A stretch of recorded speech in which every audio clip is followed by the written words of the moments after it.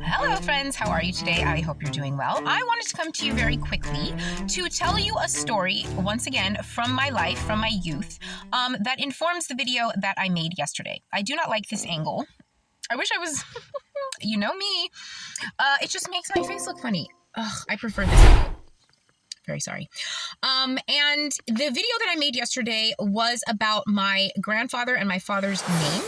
And it had a lot of elements to it, but one of them was me talking about the immigrants who come to the United States and adopt the racist behaviors of the racist people who came and stole this land in the first place and put the government in place.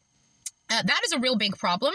And I feel like I'm the type of person who I wouldn't even go to as a visitor to another country without understanding the culture, the current culture, and at least a little bit of the history of the country, because that exists in the moment, whether you want to recognize it or not.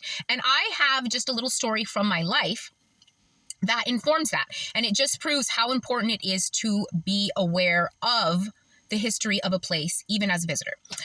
So when I was about 29 years old, my friend, I had a lifelong friend from the time that we were in 6th grade. She went to law school. She is now, I believe, a corporate lawyer. And at the time, she was given the opportunity to study abroad international law in Ireland, in Dublin, Ireland, for 29 days. Bless you. She does this every so she didn't want to go alone, so she asked me if I wanted to go with her. And it was the opportunity of a lifetime, like 29 days in Ireland. She had a grant or something, so the room was already paid for. And all I had to do was pay for like everything else. And that was amazing to me because a month in Europe is just really unheard of. And I have always been a huge fan of Ireland, Irish culture, all of it, from the potato famine to the Troubles. I mentioned this before. My favorite movie when I was 12 years old was In the Name of the Father, which is a movie starring Daniel Day-Lewis and Pete Postlethwaite, the late great Pete Postlethwaite, about two men named Gerard and Giuseppe Conlon who were falsely convicted of an IRA bombing.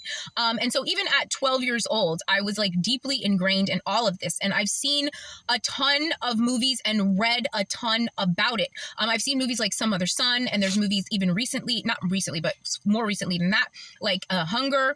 And there's just a ton of movies. And I've always loved Irish movies in general. The comedies like The Snapper, The Van, The Butcher Boy, Colm Meaney, Brendan Gleeson, like those guys. I love that. The Commitments was my favorite movie. I watched it over and over again all one summer. I love the Irish accent. I've always loved Ireland. And so I knew a lot about the country, and I considered it to be a gift from the heavens for me to be given the opportunity to go to this country that I loved so much. And I always said if I could go to one country outside of the United States, it would be Ireland. And so I was grateful. And even though I knew a lot from movies and even studying, because the movies that I loved so much were based upon actual events, I ended up studying about the real people. And Irish history is very, very fascinating. A lot of Irish American history mirrors African American history, also Italian American history, because these are groups that all were very, very disrespected when they came here. Obviously, the Africans didn't come here as immigrants, but they were very, very vilified and disrespected. And once the African slave was given their spot, sort of, with the being freed, then they started inviting immigrants so that they could demean them. And they did that, so on and so forth. And it has changed in recent history, but that was like you kind of had to pay your dues by being completely disrespected by this nation for many, many generations. So it's very fascinating, Irish history. The history of every single country is, I'm sure, unbelievably fascinating. So when I was given the opportunity to go to Ireland, immediately I started researching things like, is there anything, any customs, any words, any things that Americans do that might be offensive there? Are there any customs, any words, any things that they do that I might not understand what they're saying? Like, are any slang terms or anything like that where I could learn a little bit about the language? And I learned just so much. Like, there's just, for example, there's a thing called a bit of the crack, which is just, it's spelled C-R-A-I-C, and I would have called it crake, but it's crack, and it's just like having a bit of fun, like going down to the pub and having a bit of the crack with your friends. And I learned that just researching, and it's something that I heard at least 2 or 3 or 4 times a day when I was there. And I was able to respond the first time I heard it and really impress somebody with my knowledge of Irish culture. And people were so impressed. They were like, I didn't even know Americans cared about anything like that. And it's really important that you do things like that. And here's the story that I wanted to tell. So we were there for 29 days, and there was the option to go a lot of places. I went to Amsterdam, Holland, and I also went to London, England as well. My friend, she went to Spain, she went to Italy, she went to a lot of places. And one day they asked me if I wanted to go on a tour to Belfast. And I was like, absolutely not. And you shouldn't go on a tour to Belfast either. And they were like, well, what do you mean? And I was like, you don't know anything about the Troubles or anything about the history between Belfast, Northern Ireland, and actual Ireland. And they were like, no, what's going on? And I was just like, they don't want Irish people there. They definitely don't want tour bus full of Americans or people, foreigners in Belfast. I promise you. And nobody believed me. And these were lawyers. And I said, okay, you guys are lawyers. Watch In the Name of the Father. Have a movie night tonight before you book this tour. Please don't go. You're not going to have fun. I promise you, they don't want you there. And they were like, no. What? Look, my friend was like, no, I'm going to show you. It's a tour. It's going to be safe. And she showed me like the thing. She pulled it up online. The tour bus was gigantic. It was white, orange, and green. And it had a fucking leprechaun on the side of it. I said, do not take that tour bus to Northern Ireland. I promise you, you're not going to have a good time. This is going to end in some kind of disaster for you guys. And they did not believe me.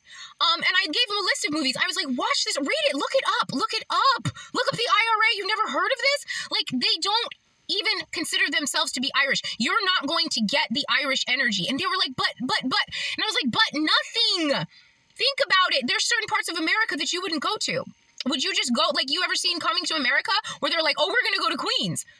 You just don't do stuff like that. They did not listen. And so I obviously did not go. I went to see the Sex and the City movie, and then I went to a pub, and a guy made a really cool Guinness for me, and he put some liqueur in it that made it kind of taste like a Coke. And we had a bit of the crack for a few hours, and it was a lot of fun. Once I got back to the dorm, everybody was coming back from the tour, and they looked as if they had just come back from war. They were all shell-shocked, and I was like, what happened? And they were like, I can't talk. Like, they couldn't even talk about it for a while.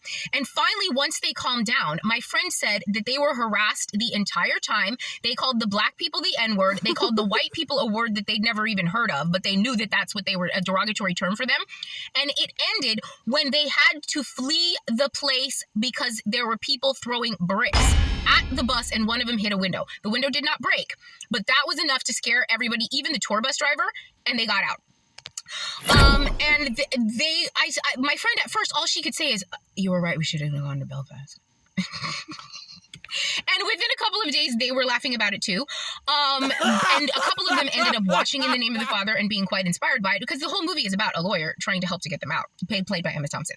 And that is just an example of how I wouldn't advise a person even going as a visitor, especially to a foreign country, especially on another continent. You know what I mean? Like, you can kind of get a vibe for all of Europe. If you're a European, you can kind of hop around to different European countries and kind of vibe. If you're an American, you can go to Canada, you can go to South America, and it's not that different. But if you're in America and you go to Europe, things are really different. If you're from China and you come here, things are unbelievably different. And I would not go to a place as a visitor without understanding the culture. And I definitely wouldn't go there as a person trying to make my home. And that's very, very important. And the inherent problem with the United States of America is that it is a country that was born by being raped and pillaged. So people come here with that attitude. They act like there was never a First Nation. They act like there was nothing here before this country was colonized. And that's absolutely not true.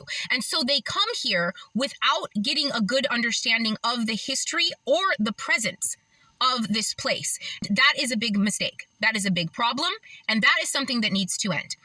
Because like I mentioned before, you shouldn't even go as a visitor to a foreign land without understanding the land and without being able to acclimate yourselves properly to the customs of the land. You don't come to a place and try and force your customs onto the place. And you definitely don't come to a place and disrespect the natural inhabitants. And in the United States of America, they are black and brown. And because globally, black and brown people have been vilified in mostly the media, people think that they can come here and disrespect Native Americans and American people.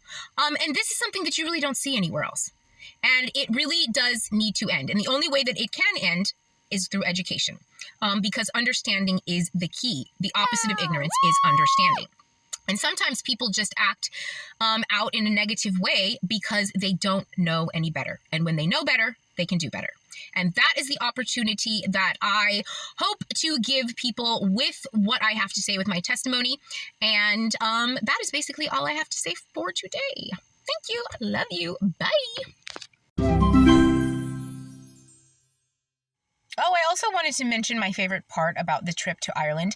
We were there for 29 days, like I said. And if you know anything about Dublin or have ever been there, you will know that this is such an anomaly and it's so extraordinary. It only drizzled a few times the entire time we were there. Everybody kept asking where I was from, and when I said Las Vegas, Nevada, they would say, "Oh, you must have brought the sun to Ireland. You must have brought the sun to Ireland." Okay, it's a horrible accent. And I really felt like we did. It was so blessed. It was so much fun. And another thing where nobody listened to me was I got to see Paul McCartney at the O2 Arena in Dublin. And if you've ever been to that, it's so small. It felt like we were the only two people there, except for there was this woman who was sitting next to me. Her husband was next to me, and then she was next to her husband. And every time he would play a Beatles song, she started weeping. It was so spectacular. And one of the times that it drizzled was when he was playing Let It Be. He played some of the songs on the original equipment. And it was just really, really beautiful. I had a really blessed time. And nobody wanted to go with me to see Paul McCartney. I went by myself. Can you believe that? I took the bus down to the arena, which wasn't really far from the dorm that we were staying in. And I went by myself, and it was the greatest thing I ever did. I was just like, it's Paul McCartney. He's a Beatle. And they just didn't get it. I guess, I don't know what their problem was, but I did not miss out the opportunity. And it is still to this day one of the best things that I ever did. The whole trip was quite amazing. And the weather was absolutely beautiful. That's all we talked about the whole time. If you've ever been to Ireland, you understand. Top of the morning to you. Top of the morning. Are you taking a piss? Or bottom of the night to you? Is it feckin' or fucking? That's the thing about Ireland. Sometimes you're feckin' and sometimes you're fucking.